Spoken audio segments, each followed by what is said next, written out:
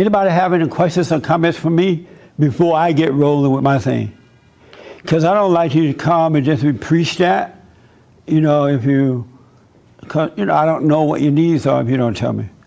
And then you get in the habit of just coming to church, and I'll just be preaching, and you won't get any help. All right? So here's what I do then. Nobody has anything, right? All right. So my first question to you out there and here is, I don't know if I'm beginning to the anger thing or anything like that, but my question is, how many of you have anger still? You still haven't gotten over it completely? Okay. So let me ask, of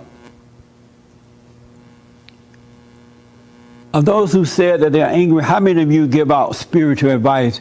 You know how you meet people or you talk to someone. How many of you give out spiritual advice? Okay. You don't give out spiritual advice? No, not anymore. You said you give out spiritual advice? Let's go here. Do you still have anger? Not when I'm giving out spiritual advice. I keep it under wraps during that time so I can look like I know what I'm talking about. You still have anger? Yes. And why do you give out spiritual advice if you still have anger? Because I feel I'm a wellspring of spiritual knowledge, getting it secondhand, but still hearing it. I've been hearing excellent spiritual knowledge for many years, and so, I think I have that knowledge to give, but in the mix of that, I forget that it doesn't get across if I don't have the right spirit. I'm starting to catch on to that. Oh, okay. You know what I'm saying? Yeah. That it's not just the knowledge and go hear this man. 'Cause they don't even want to hear from you if you don't have it yourself. Well, why you give it out then? Knucklehead. I'm just, it's a hard lesson to learn because the ego wants to have something worthwhile to give. Okay. Whether they want it or not. Why do you give out spiritual advice if you still have anger? I don't know. It doesn't occur to me that, if something angers me maybe 2 days ago, that I shouldn't talk to my friend who's trying to talk to me now. You should what? Like, it doesn't occur to me to not give advice about life, which, you're talking about spiritual advice or spiritual knowledge, because, something angered me 2 days ago. Oh, I shouldn't. It just doesn't occur to me that I shouldn't do that. How do you know what you're giving out is true if you still have anger?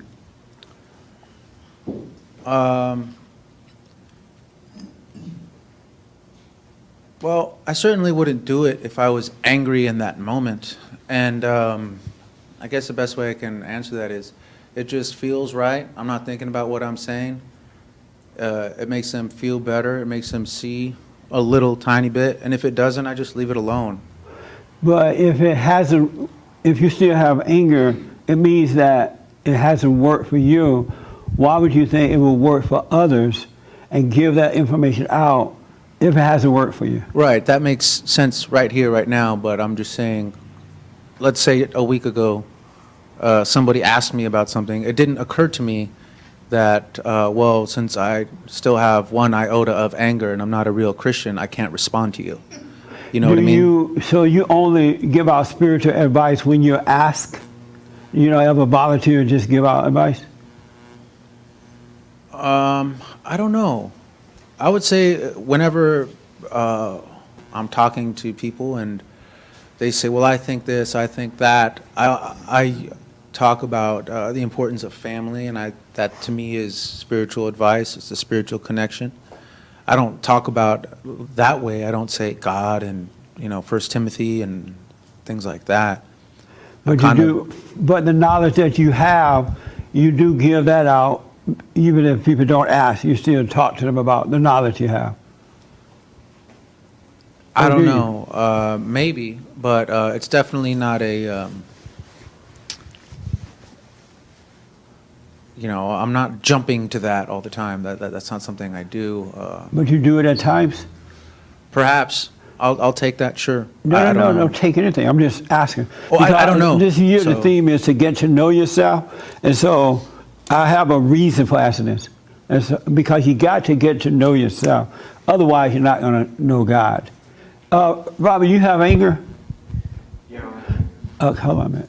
You do? Yeah. And do you ever give out spiritual advice? No. You don't ever give it out to anyone? I never give out spiritual And why advice. not? Because I am not worthy of giving out spiritual advice if I have anger. You're not worthy? Yes. Go sit next to Raymond. Thank you. No, I'm kidding about. That's why. What made you stop giving it out? Because you've been a Christian ever since I met you, right? Sort of, yeah. And before, and you used to give it out at one time. Yeah. And what made you stop? Because as I started coming to the bar, and I kind of realized that I didn't know everything, about like what I was going through, and some aspects of my life where I still didn't understand, still had some anger, and I realized that I was talking about things I didn't know about. Oh, interesting. Yeah. Dave, you have someone had a question about that or something? Yeah. Okay. And here we go. This is so interesting to me. Really interesting. All right. Jeffrey is asking, should we even give out spiritual advice? Are we obligated to? Or is it best for us to just be quiet? Good question. So here's what, and I'm going to get to that. Jeffrey, right? Yeah. Jeffrey. I'm going to get to that, Jeffrey. I'm on my way to it. So what happened is this week I spoke with a man who is comes here to this church. And he was telling me that there's a lot going on that I don't know if he thought I knew about it, I guess, I don't know. But he was saying that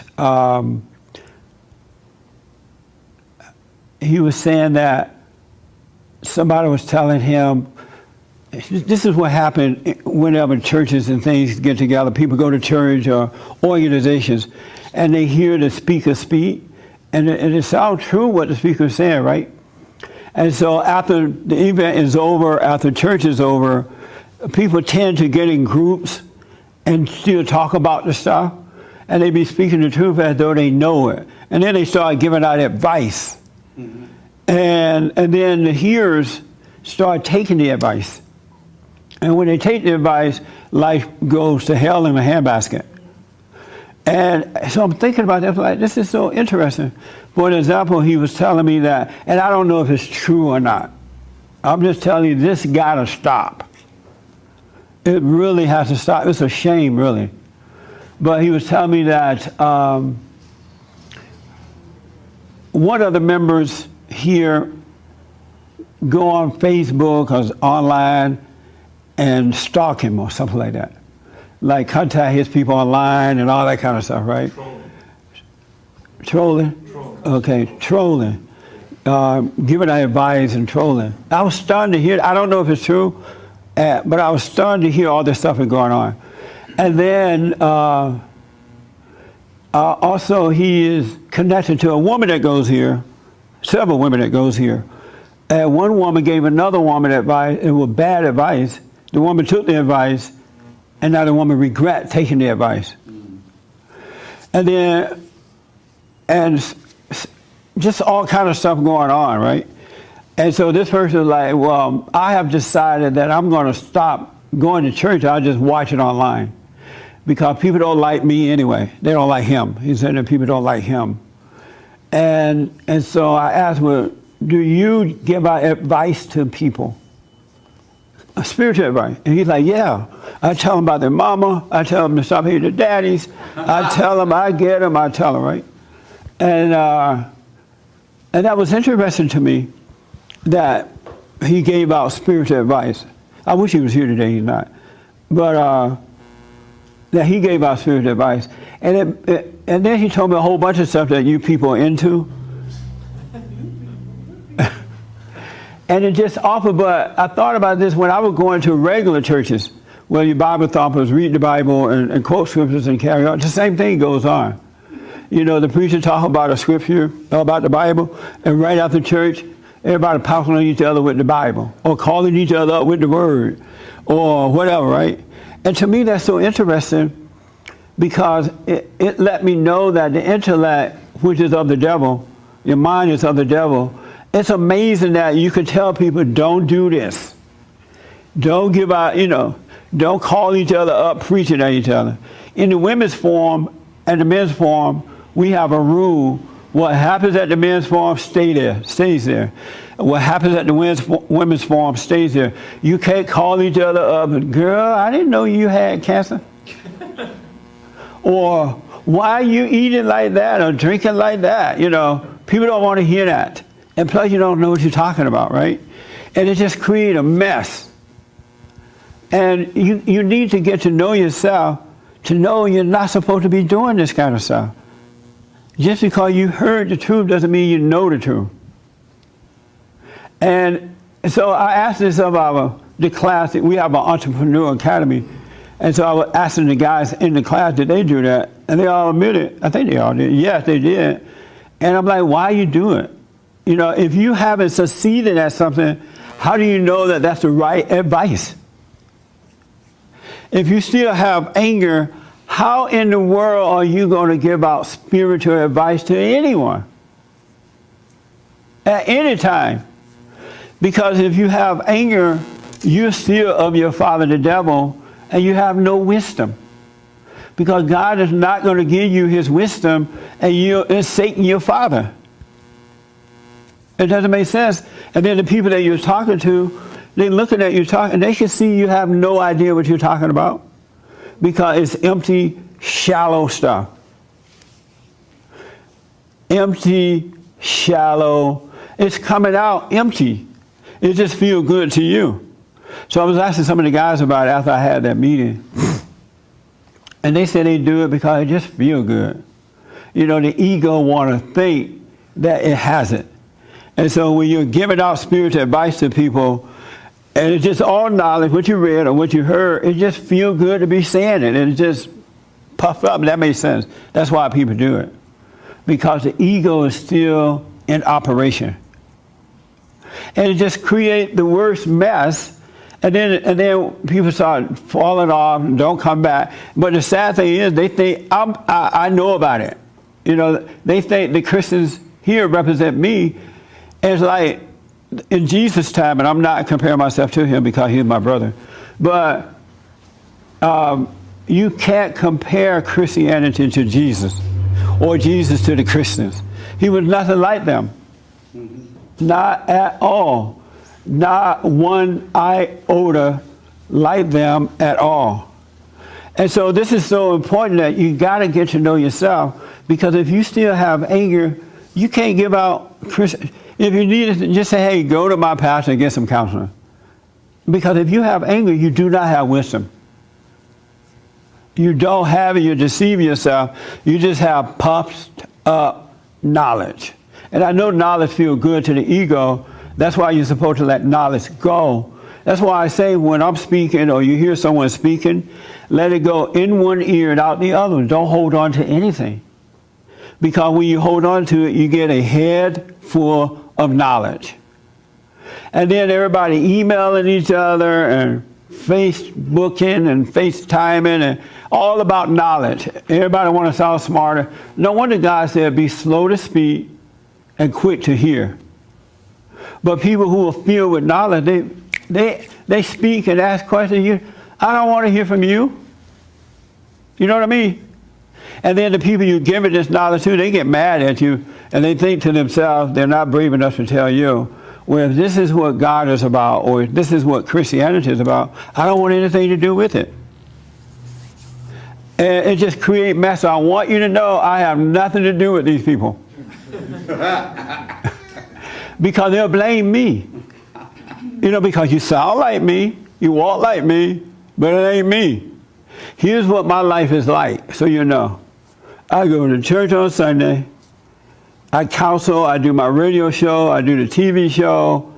I work around the office. I do speaking stuff and writing stuff. And after I'm done with that, I go home and lock my door. I don't be talking to anybody about anything. All right? Just know, and the interesting thing is that when all this mess go down, the people who get angry at the people who brought the mess, they say, well, I'm not coming anymore. I'm going to stop coming. They don't like me. If you didn't have anger, you would never think about if somebody liked you or not. Mm-hmm. You would have compassion for those people. You would still, you wouldn't be personally affected by it at all. But if you get angry because somebody says something about you, then because you don't know yourself, you don't realize it's not them, it's still you. You still have the anger, and then you see with the anger, they still go out and give out spiritual advice to other people. Just repeated what they heard. That's not the way to do it, Christians. That's why it's so important to know yourself. And so I'm thinking, this person is angry and says, well, I'm not coming back, I'm just going to watch it. And they say, you notice when church is over, I just leave. I don't talk to anyone. That's anger, that's not love. I can care less, I don't give a second thought who like me or not. My thing is to love you. You don't have to love me. You don't have to like me, you just have to donate. Isn't that right, Mark? You just have to donate so we can help those who are seeking the truth. And because what happens is when anger is gone, the spirit of anger has departed from you. Now you become a son or a daughter of God, and he put an invisible bubble around you and protect you from the world. And so it's not even in your thought who like me, who agrees with me, and now you're running away from people because you're upset that they don't like you. And yet you think you're better than they are. It's so insane. This is like absolutely insane. So I need to deal with it here because it's affecting a lot of things and I don't know this stuff is happening. And then I hear that men, and we have said, I can't say this is one of the things we talk about in the men's meeting. I've told men over and over and over and over and over again, never, ever, never, never, never, ever gossip, and never do it with a woman. Don't tell women your personal stuff. Don't let them see your weakness. There's an order to life, and men have a responsibility to become sons of God and live that way so that the women and children who need them can see their way to go. But if you gossiping and you're acting like a woman and carrying on, she's not going to like you for that. She sees you as pathetic. And you're not supposed to gossip anyway. And especially a man. How many men gossip? Nobody going to say it now, huh? You can admit it in the men's meeting. But it's not love when you do that. It's stupid. It's a weakness. It causes destruction. And if you're doing it with someone else and they're doing it with you, they're doing it about you to somebody else. Believe me. You're not the only one that they're gossiping with and you're gossiping with. And I understand how when you get some juicy news and stuff, you want to hold it. Like, I'm not going to tell anyone. I promise I won't. And they said, child, make sure you don't tell anyone. All right, what is it, right? And then they tell you, and you're like, oh my God. But I'm not going to tell it, right? And then Satan, along the road, walking down the road, he's like, you can tell Larry. Larry won't tell a soul. I don't know no Larry, I'm just using that name. John Doe. And John Doe won't tell no one. Tell John Doe, right? And you're like, all right, I got to tell John Doe. And you tell John Doe, and now John Doe can't hold it, just like you couldn't hold it. We have to be children of God. Slow to speak, quick to hear. And so I want to just let you know I have nothing to do with whatever going on behind this. Once they walk out these doors, I have nothing else to do with it. All right? And if you're overreacting to situations, if you knew yourself, you would, whether the person's right or wrong, you would know that there's something wrong with you, not them. That you're not a Christian either, because if you were a Christian, you really had love, you wouldn't be overreacting to the other people. Isn't that like, is that common sense or is it just me? So when I become president, I'm going to get rid of all computers. All that stuff. So that way y'all can't be online.